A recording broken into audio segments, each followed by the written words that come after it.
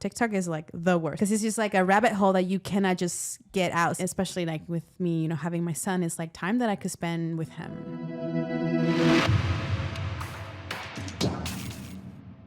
What is happening? It is the Hale Fitness Podcast. I am Coach Jay. I am here with Coach Rebecca and Coach Wendy and Coach Katie. Yeah, so we've got a couple of things to talk about today.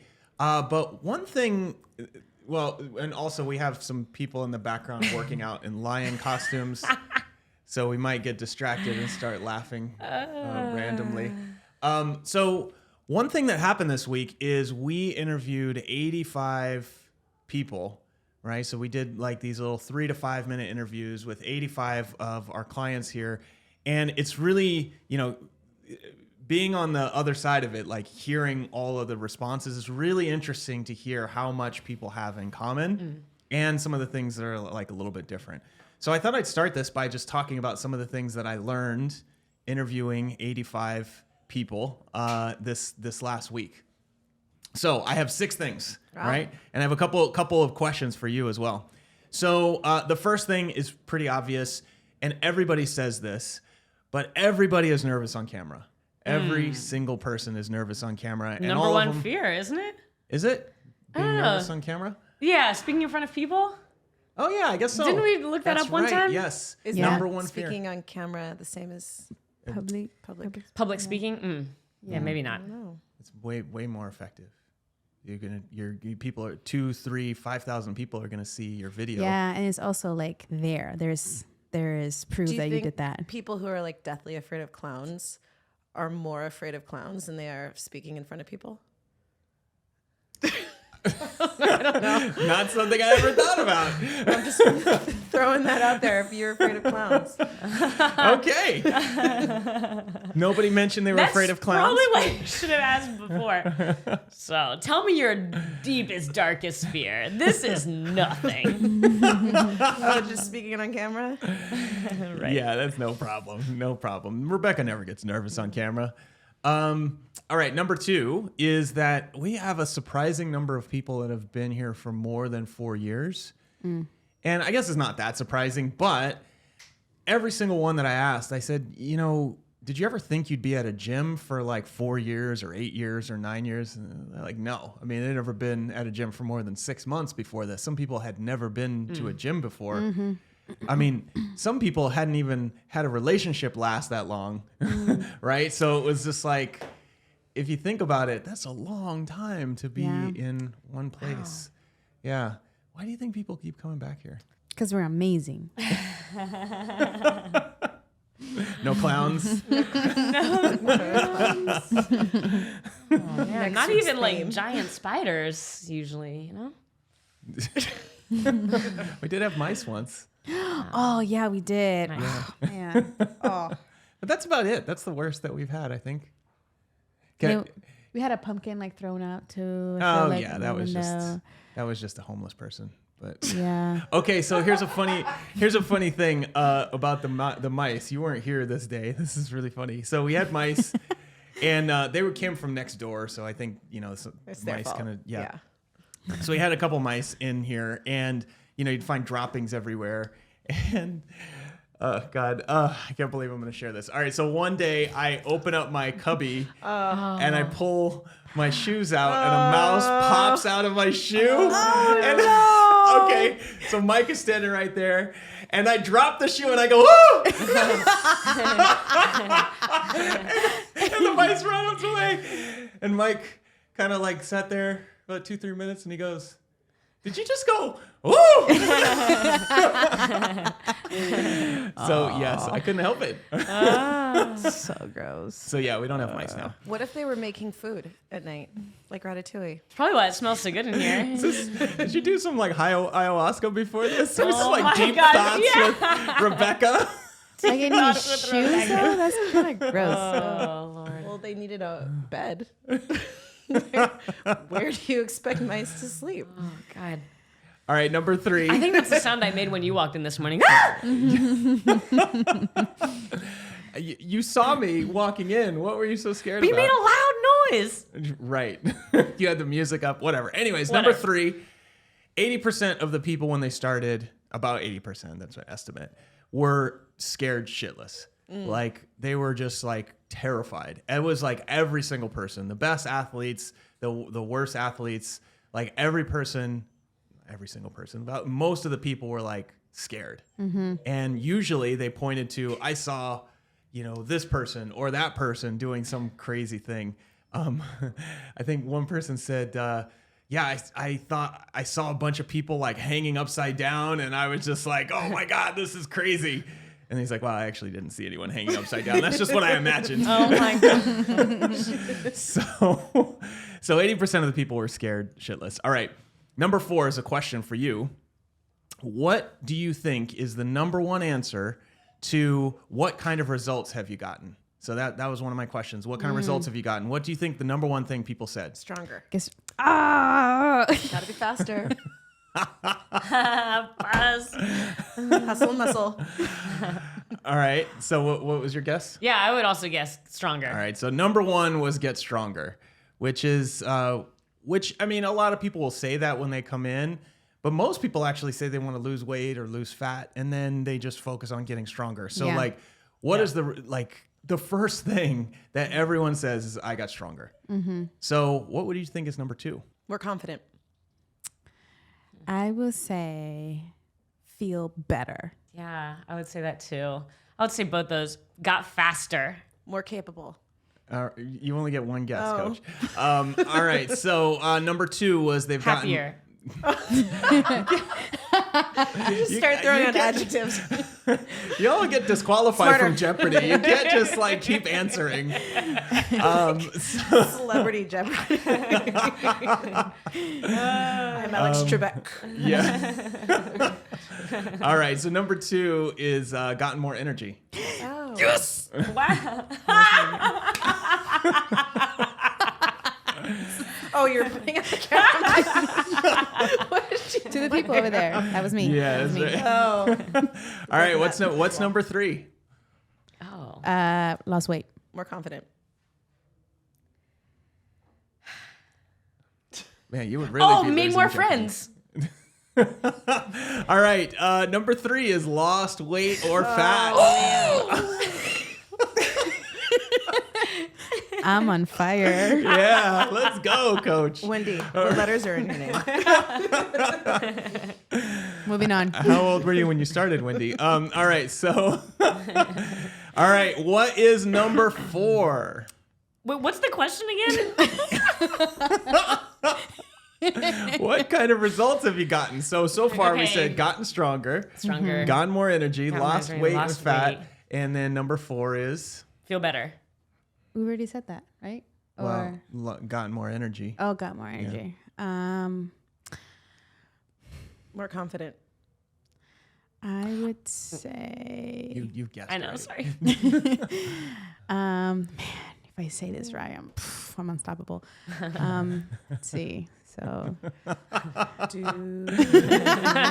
is the final Jeopardy. I want to say gained a family. It is more confident. Yeah. 2-2 here. All right, so we got one more, and it's none of the things that you've said so far. Okay. Right? So number 5 most popular answer to what is the kind of results you've gotten? Number 5 is nothing you've said so far. So you have to guess something completely different. And when I say it, you'll be like, oh, of course. Let's see. Have a better relationship with nutrition. Sounds like a question.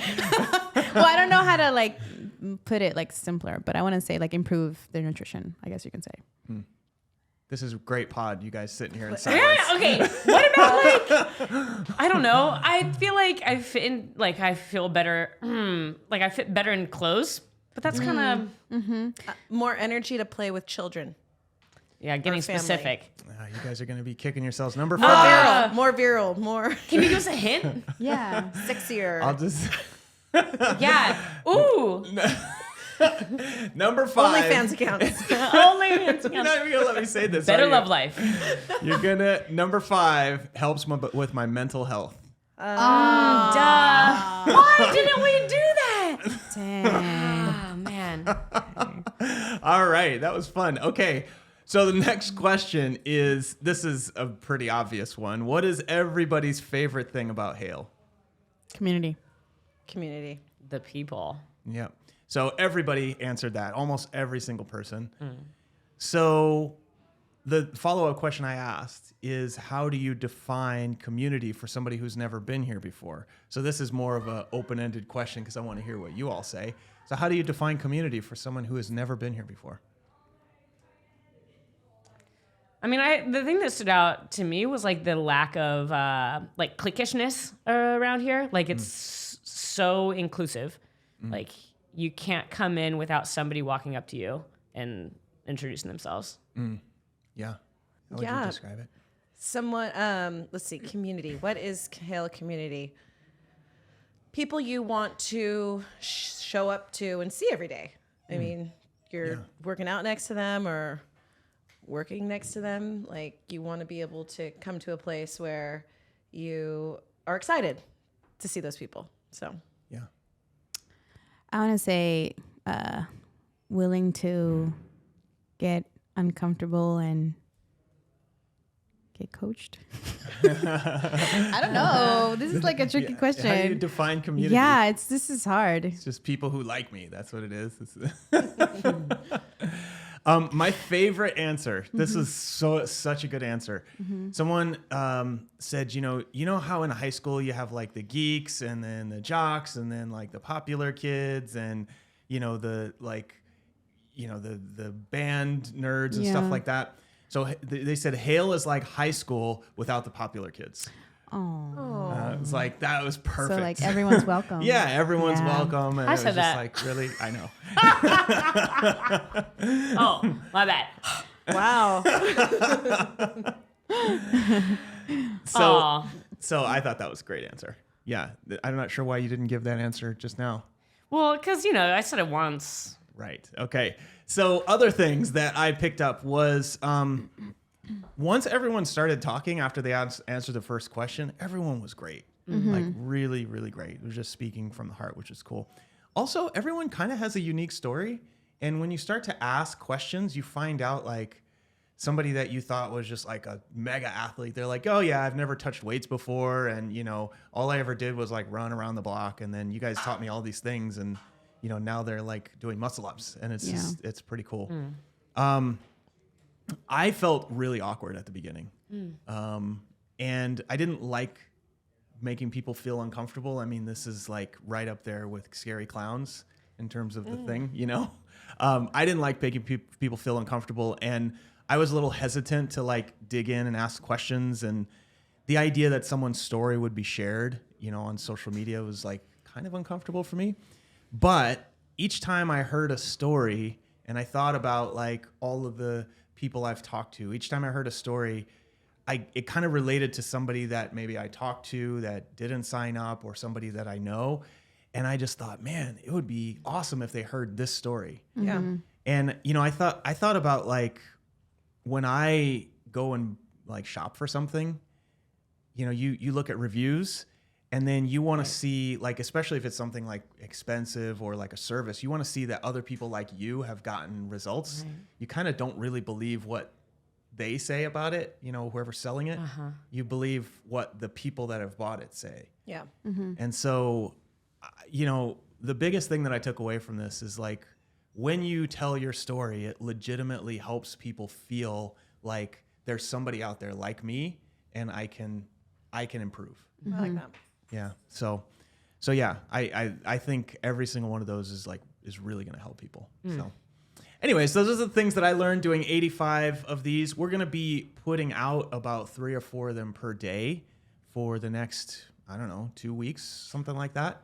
And so you'll get to see all of these edited with B-roll and everything. And, we'll put some, except for Wendy's. Wendy's is not going to be edited. It's just going to be the full thing because it was hilarious. It was hilarious. Oh, I want to see Wendy's. Yes. No, you don't. I can't wait. You don't. All right. So let's get into, I had a couple of questions for today. Did anything surprise you doing it? Was anything... Well, how do I say this? Everybody looks younger than their age. That's cool. Yeah. Like, there were a lot of people, they said their age. I was like, for real? Yeah. Because I mean, it's just not what you think about when you think of. I even forgot my know. age when I was. Yeah, doing a lot of people forgot their age. I did. I was like, Yeah. I think I'm 31. I don't know. I forgot. The only people that remember their age are people in like before their 20s. Yeah. And if you're close to like the being like 40 or 50 or 60, everyone else just forgets. You're like, I that makes don't know, sense. 37 or something like that. Yeah, that makes sense. most of them. But yeah, like that's one thing that was really, a lot of times I was like, wow, and you're still doing all of these things? Like, that's amazing. So yeah, that part was really cool. Also, it just, made, it was long days doing this stuff, but like, it was really cool to hear people's stories. Yeah, it feels really nice. So awesome. Yeah, that's so funny. I feel like I have a similar experience. Like almost always, if I ask, like, it's weird because when you're watching people work out, it's almost like you don't even think about like how old they are. You're just thinking about their movement, and you're just like watching their movement. And it reminds me of like I used to do tree work, like manual labor, whatnot. And one of the things I loved about it was like it was the great equalizer. Like it didn't matter what your background was. Like it didn't matter whether you'd been to school or not. Like it didn't matter whatever medical condition you had or whatnot. But like when you were there digging a hole, everyone was just like there digging the hole. And it's like it reminds me a lot of like here. It's like it doesn't really matter what you come in with. Like no matter what, you're here and you're picking a bar off the ground or like, yeah. Anyway. Tangent, but Yeah, that's a good point. yeah, I like forget about people's age, and then Yeah. Gloria's like, "I'm 70," and she just like climbed a rope. Yeah. I'm like, what? I don't actually believe that. Yeah. Yeah. It's It's a crazy. good thing to forget your age, Yes. because, you start to put limits on what you think you can do. Yeah, like it doesn't stop you from trying things, right? Like, oh no, Yeah. I'm too old to try Yeah. this, or Yeah, exactly. 40-year-olds shouldn't be doing this, or Yeah. 50-year-olds shouldn't be doing this. It's not a bad thing. So, all right, we have a few other questions. Since we're kind of talking about like content, I thought this was a really good question. Like social media, right? We've all been posting a bunch of stories recently on social media, and one of the things that I've heard a couple of times from friends or people that follow me is just like, oh man, I should be doing that. I should be doing this, and it kind of got me thinking like. Before we started really being active, I really didn't use social media that much. And part of it was I just wasn't interested in, all the stuff that was happening. And also, I didn't really curate my social media feed that much. I was just like, oh, that's interesting or whatever. And then you open it up and you see stuff you don't want to see, right? Yeah. So how do you all feel about kind of social media in general as it relates to, kind of what we do? In the fitness industry, social media is a big thing. I mean, I like social media. I love memes. You can always send me a good meme. Follow a lot of meme pages that comes up in my feed. I can see how if you're new to social media, the amount of curated content that comes to you can be overwhelming. Yeah. And then it can also be a lot of just information. So since I started working on gymnastics, because it's in your brain, they read your brain. I get all of these like, bar muscle up tips or these tips. And, now I'm just like, okay, this is just another tip, like whatever. But if I were new to social media, I'm like, I need to save this, I need to save this, I'm going to try this. And then I'm like getting coached by 500 people. So just knowing that whatever I'm seeing works for this person, and a lot of it is edited. Yeah. So I can just kind of take that, with a grain of salt and decide if I want to incorporate it or not, or ask someone I trust, because, they're just random people. I do find like some things I'm like, oh, that's a cool place that person's at. I want to go to that winery or something. I don't know. Yeah. But I'm kind of desensitized to Yeah.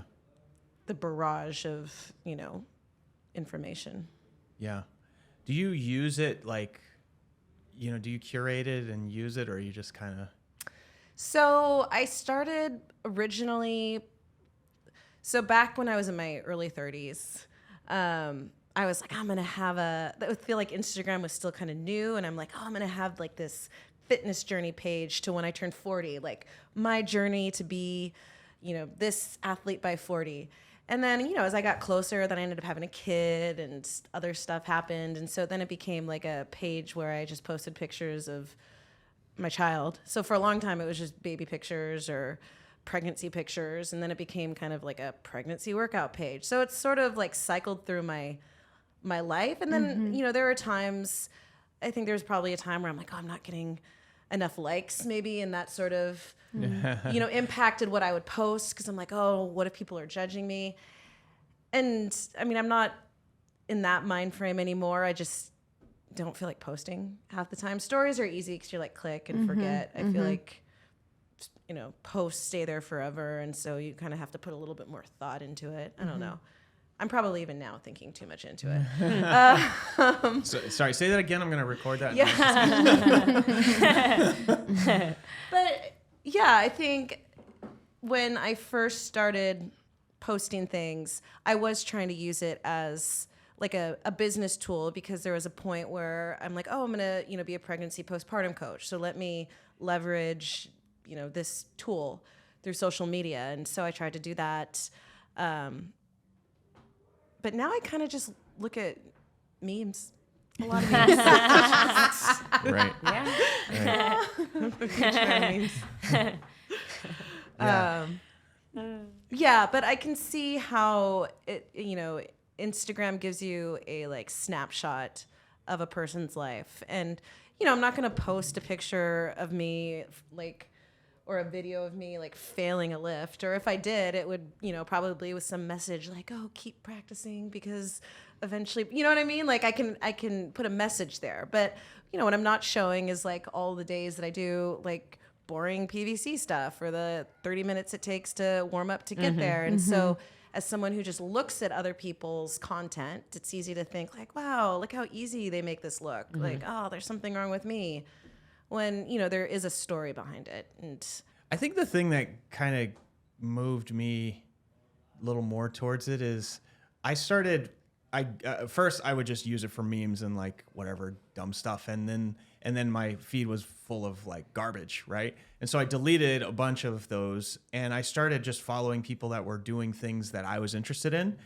And then I started messaging them. Yeah. And most of them respond. Yeah. Like most of them, like you can message people with hundreds of thousands of followers and a lot of them will respond. Not all of them, but a lot of them will respond and they will give you like really useful information. You kind of get like free help on things. And so, I'll see somebody that, got a new camera thing or whatever. I'm like, oh, what kind of like monitor is that? And they're like, oh, it's, this one. And it's like, it saves me tons of time. Yeah.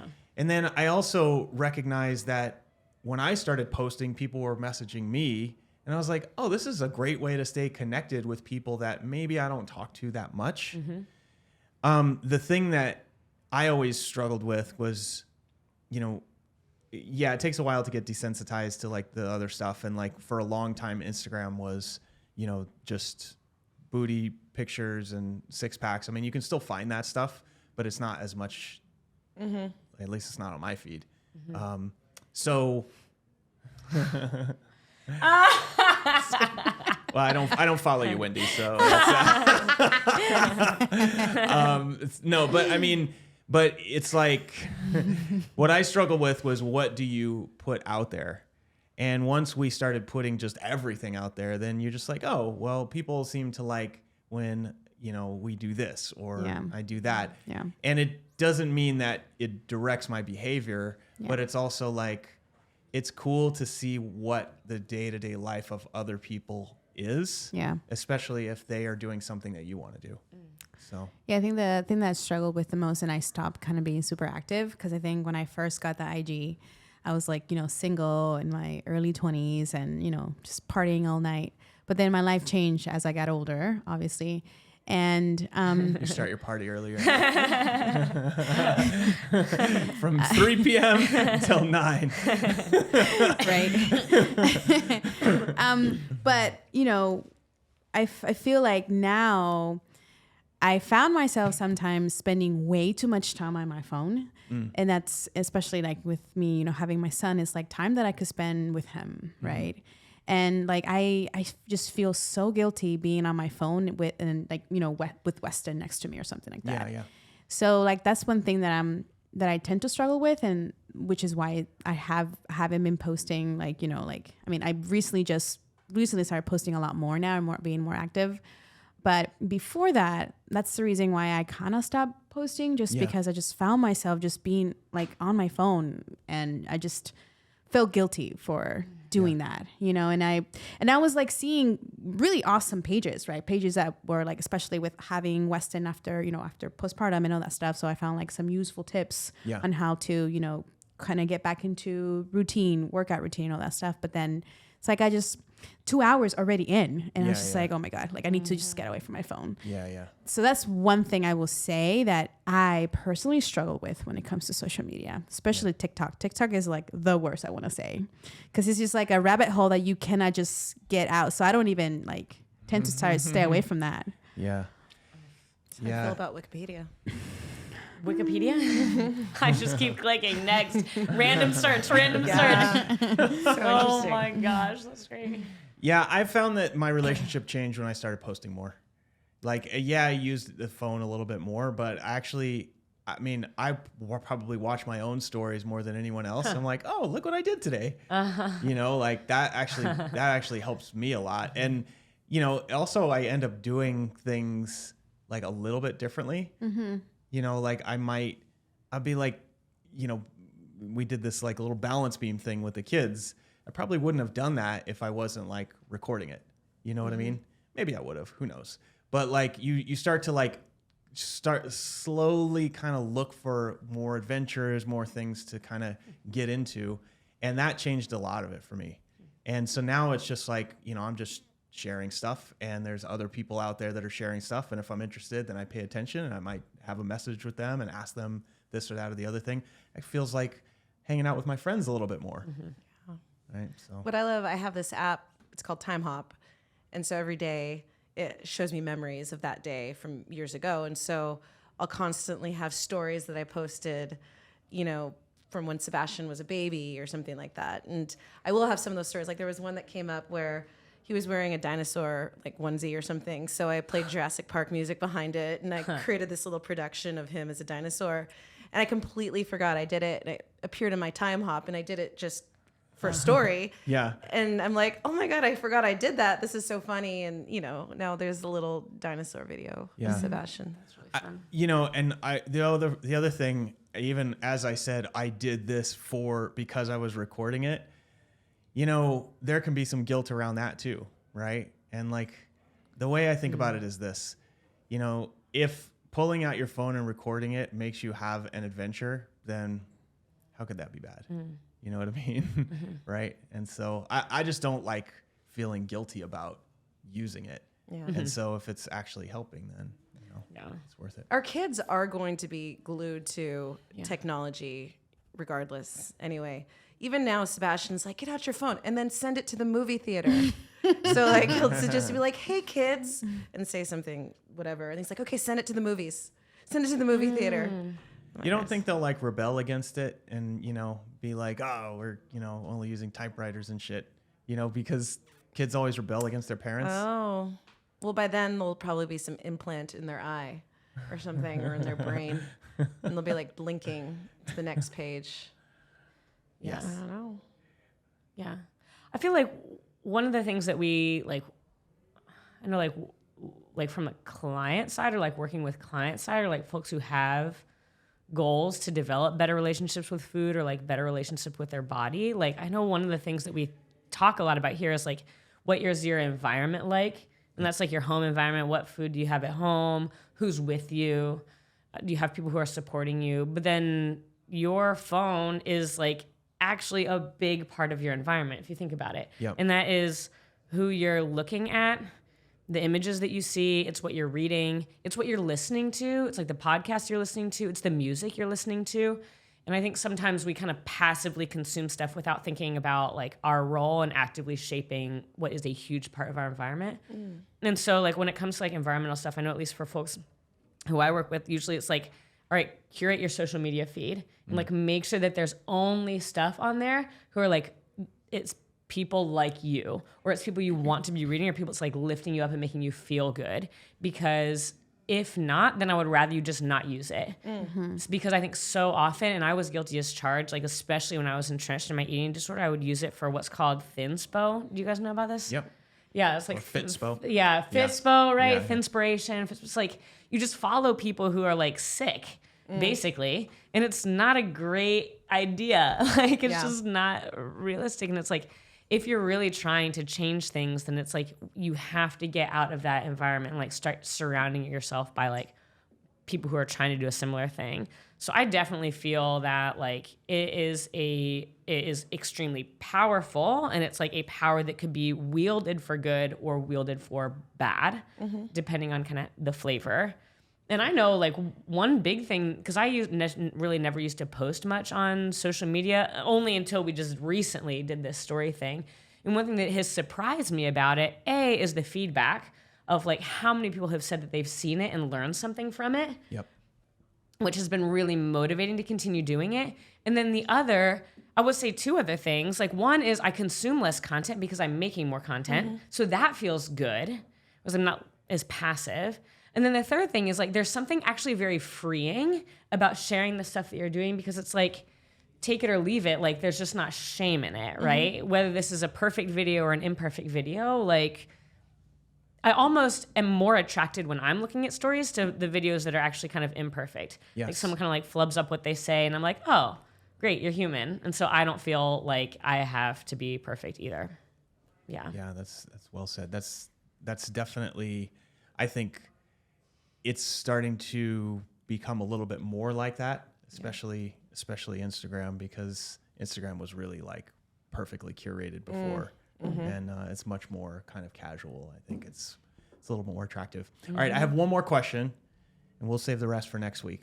All right, so this is nutrition related question. So we're getting right into the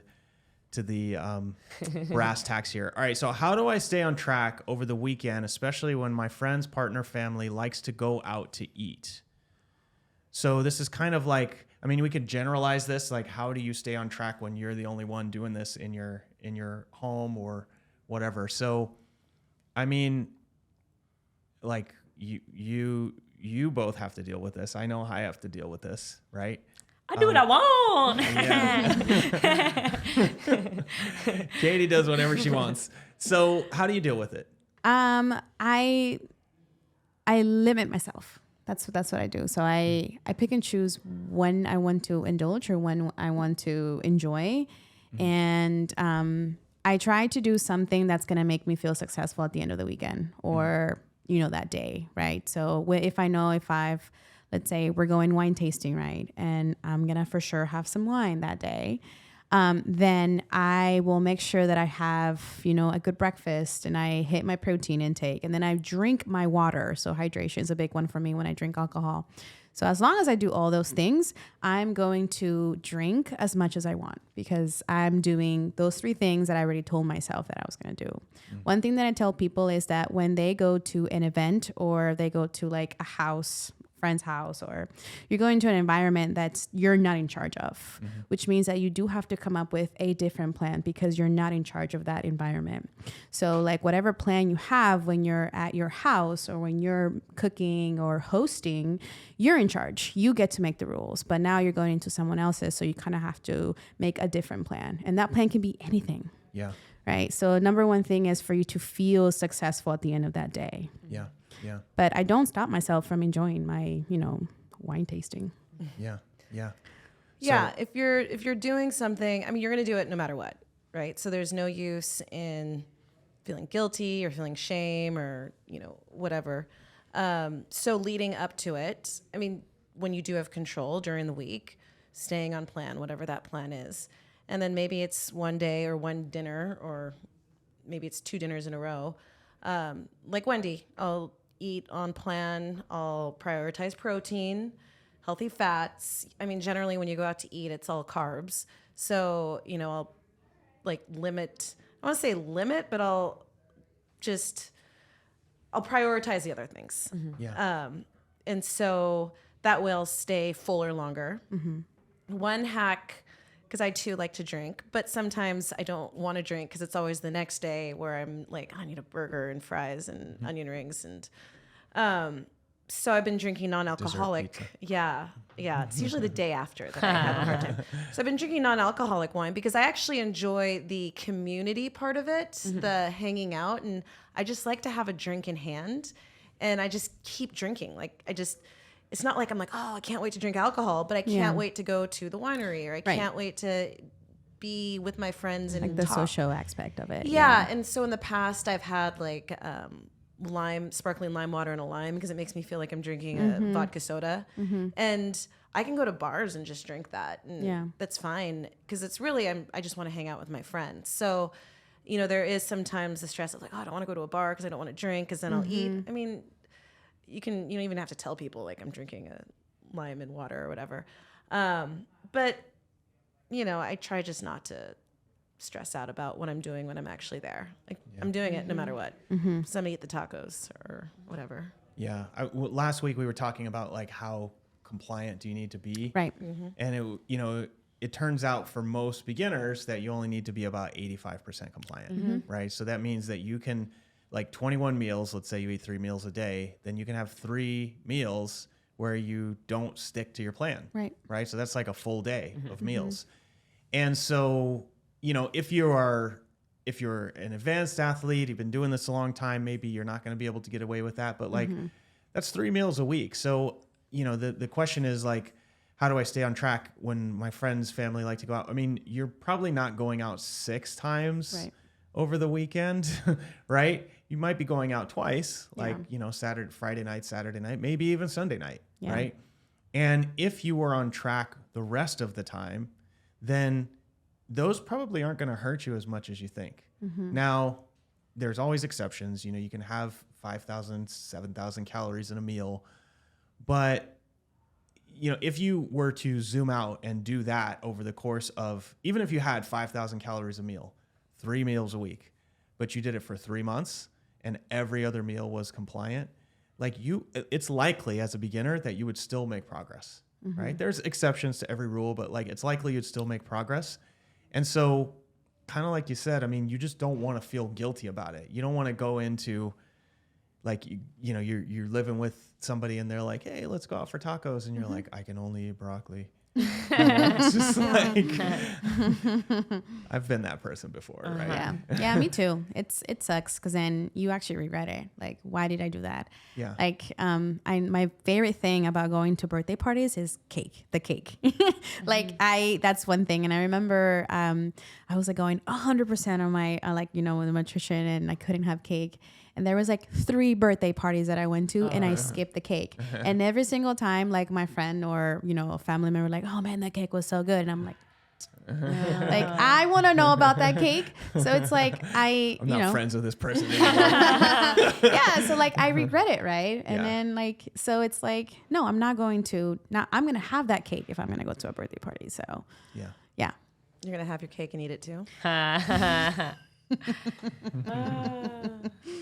Yeah. So, my biggest problem isn't about family going out. It's about family stealing my meal prep right now. Oh man. It's like the 3rd week in a row, I think. I know. Yeah, Seriously. So that's something I'm going to have to deal with. But yeah, I mean, I think any nutrition plan you're on that tells you can never go out to eat, it's just not sustainable. Right. Yeah. Like you're just not going to be able to stick to it long term. Yeah. Look, if you're trying to prep for a competition or something and you got 4 weeks to go, I mean, maybe that's different. Yeah. But like, you got to be able to like enjoy the life that you are trying to extend by eating better. Yeah. Right. What's the point of all of this if you're just going to make your life miserable? Yeah. Yeah. And I've also known a number of people where it's like there are invitations to go out every night of the week, right? And so it's like, None of us are. I know. Yeah. I know, right? Wow. Sorry, yeah. What must it be like? Like, I don't think Is that it's no. Oh God. Like, I do think that like eating out 4 or 5 times a week for a lot of people is normal, right? Or like is their normal. Yeah. And a lot of that is like, birthdays or friends or just happy hour with their coworkers, right? Like Like, Carrie Bradshaw. yeah, Some people right. live in New York City. And So like, I used to be me in my 20s. I would go Me too. actually, I would go out every day, almost every day. Right? Happy hours. Yeah. so I don't know. I also think that there's something to be said for like, we almost always are associating like connection and being around people with food, which is like an awesome thing that food does. And like, if your friend invites you to go out to dinner, like what about suggesting going bowling or going, it's not a California thing. I don't know. Or going on a hike. Instead of Indian food, let's go bowling. I'm really hungry, Katie. Hey, let's go play putt-putt. Bowling is not going to fill my stomach, Katie.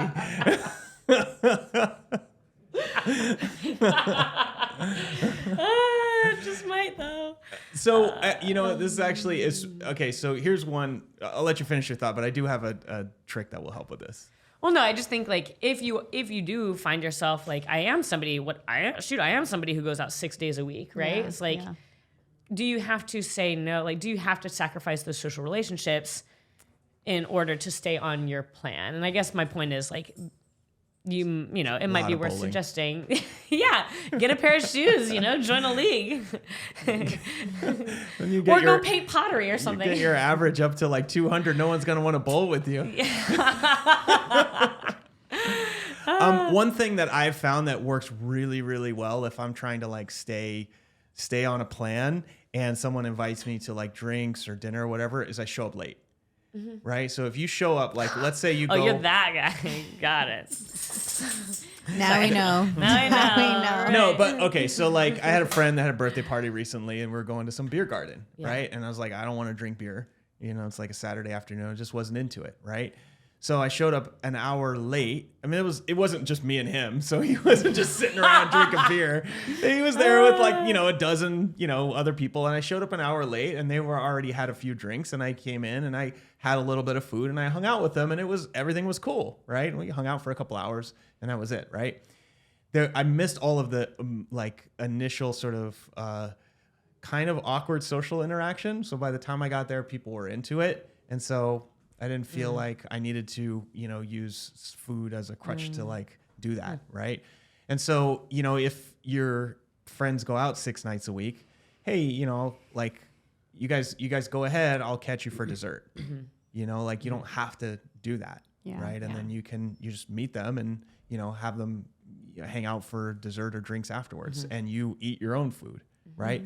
Now, that requires you to have a plan and make a choice. Yeah. But it is a trick that I found has worked pretty well. So, because in London we go out all the time, right? And so that was one of the things we would do. I remember in the 90s, there was like an article in Probably Self where they were talking about eating with chopsticks. You eat slower. So maybe that's something. You bring chopsticks to your restaurant. You might as well bring a food scale. We're having pizza. Yeah, Awesome. it's like, Look what I brought. Like, chopsticks. Hand me that burger. I also think Cosmopolitan amazing. I got some chopsticks after that.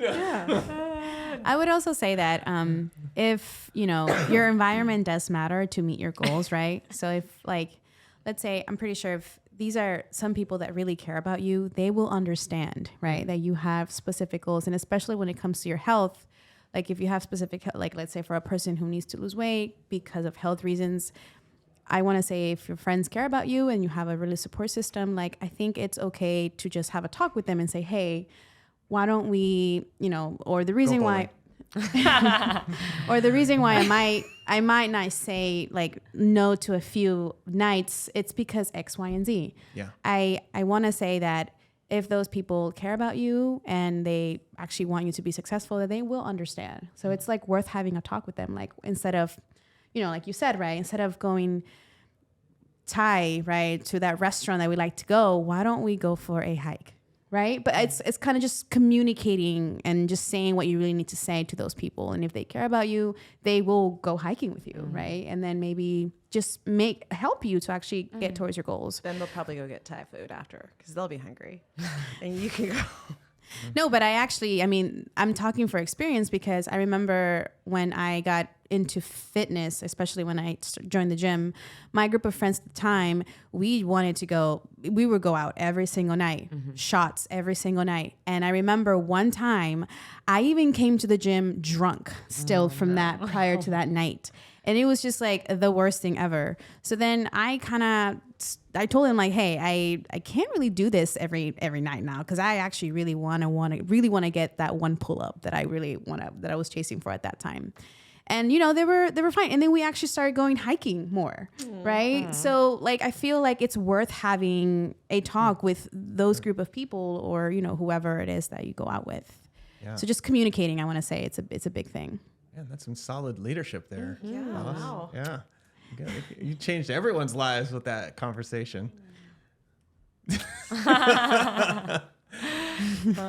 with that, I think we will shut it down. Thank you all for joining us today. We'll see you in the next one. Guys. Bye. Bye. Thanks for tuning in. If you like this episode, we've got plenty of others. Go check out this one over here.